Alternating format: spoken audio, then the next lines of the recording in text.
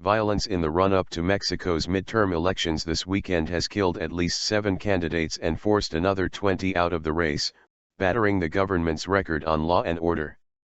Drug gangs battling for control of Pacific Coast trafficking routes have murdered or intimidated candidates, while militant teachers opposed to education reforms have threatened to sabotage voting stations in much of southwestern Mexico.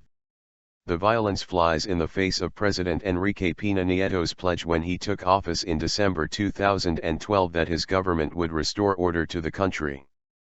Fear has hamstrung candidates and voters alike across vast swaths of Mexico.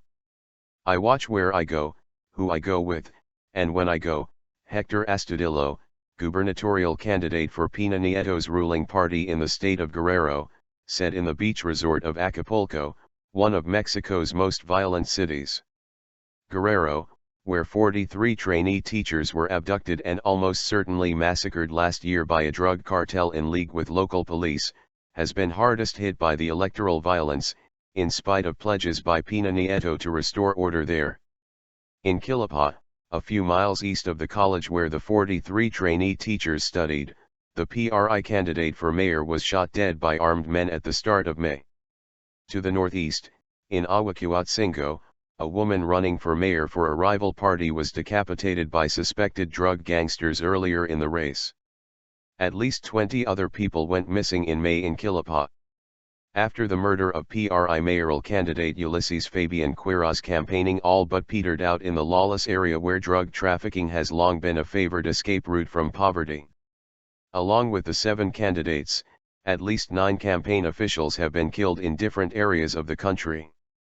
These are the dirtiest elections since the advent of democracy in Mexico, said Raúl Benítez, a security expert at the National Autonomous University of Mexico.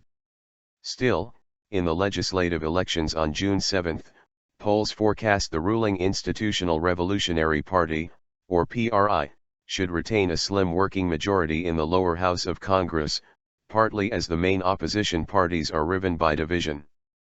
Pena Nieto is a few seats short of a majority in the Senate, which is not up for re-election until 2018. Under his presidency, the murder rate has fallen in troubled parts of northern Mexico, but violence has jumped in western areas, including the country's second biggest city, Guadalajara.